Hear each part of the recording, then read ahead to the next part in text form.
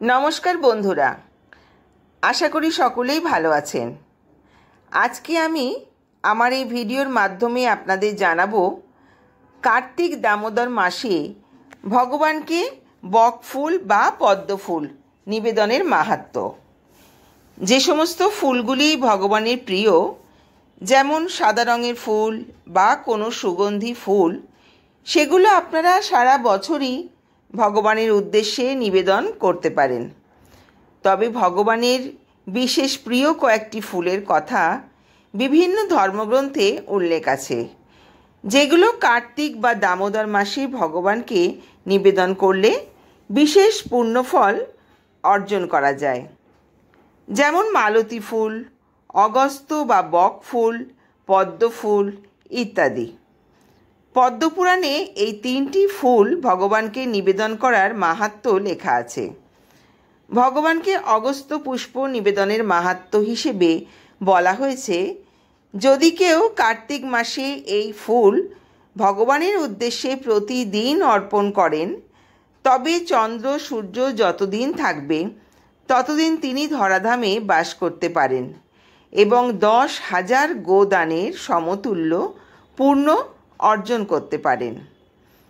পদ্মফুল অর্পণ করারও মাহাত্ম্য স্কন্ধ পুরাণে উল্লেখ করা রয়েছে। বলা হয়েছে, যদি কেউ কার্তিক মাসে ভগবানকে পদ্মফুল বা বকফুল, যার অপর নাম অগস্ত্য পুষ্প, অর্পণ করেন, তবে তিনি অশ্বমেধ যজ্ঞের ফল লাভ করতে পারেন। আরও বলা হয়েছে, চন্দ্রসূর্য যতদিন থাকবে ততদিন তিনি হরিধামে বাস করতে পারবেন।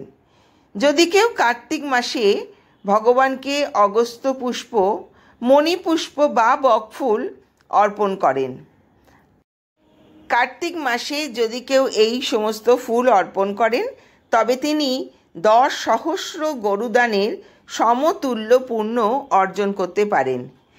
তাই আপনারা স্বাভাবিকভাবেই এই মাসে ভগবানকে বকফুল তার চরণে নিবেদন করতে পারেন। বকফুলের মালা তৈরি করে ভগবানকে প্রদান করতে পারেন, বা বকফুল দিয়ে বড়া তৈরি করে ভগবানকে ভোগ হিসেবেও নিবেদন করতে পারেন। দামোদর মাসে ভগবানকে পদ্মফুল নিবেদন করলে ভগবান অত্যন্ত প্রসন্ন হন। বিশেষ করে যদি কেউ রাধা মাধবকে বা লক্ষ্মী নারায়ণকে পদ্ম পুষ্প অর্পণ করেন, তাহলে তাকে যদি পুনরায় জন্মগ্রহণ করতে হয়, তবে 7 জন্ম পর্যন্ত মা লক্ষ্মী তার সঙ্গ ত্যাগ করেন না।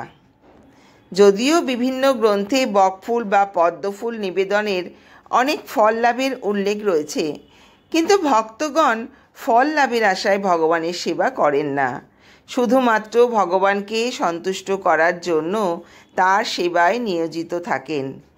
তাই ভগবানের সন্তুষ্টির জন্য এই মাসে ভগবানের প্রিয় দ্রব্যগুলি তাকে প্রদান করা হয়।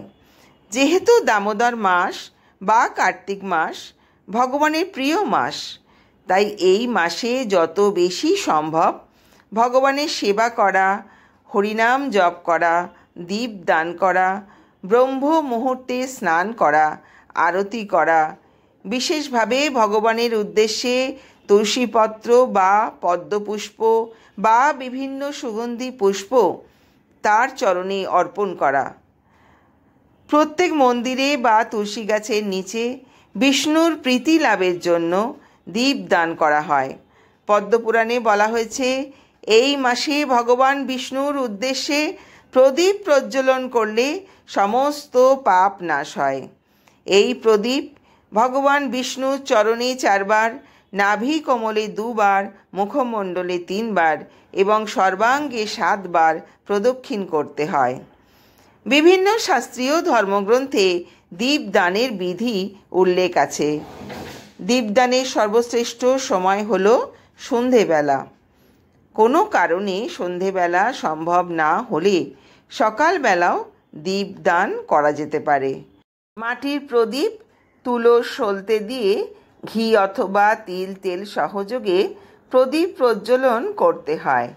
মাটির প্রদীপ ব্যবহার করলে প্রতিদিন পাল্টে নতুন মাটির প্রদীপ ব্যবহার করতে হবে। পিতলের প্রদীপ ব্যবহার করলে প্রতিদিন ব্যবহার করবার আগে ভালো করে তা পরিষ্কার করে নেওয়ার প্রয়োজন। পিতলের থালায় চন্দন দিয়ে স্বস্তিক চিহ্ন অঙ্কন করুন। তার উপরে 5টি সিঁদুরের ফোঁটা এবং হলুদের ফোঁটা দিন। সামান্য ফুলের পাপড়ি পাত্রটিতে ছড়িয়ে পাত্রের মাঝখানে গোটা আতপ চাল দিয়ে তার উপরে প্রদীপ স্থাপন করুন। প্রদীপের মুখ উত্তর বা পূর্ব দিকে যেন থাকে। বন্ধুরা, এই কার্তিক দামোদর মাসে কতগুলি খাদ্য গ্রহণ করা নিষিদ্ধ আছে। সেগুলির মধ্যে যেমন শিম, বরবটি, লাউ, বেগুন, রাজমা, সজনে ডাঁটা, করলা, গাজর ইত্যাদি। এই মাসে বাসি খাবার বা আমিষ আহার করা নিষিদ্ধ। রান্নার ক্ষেত্রে সয়াবিন তেল এবং সর্ষের তেল বর্জন করার কথাই বলা আছে।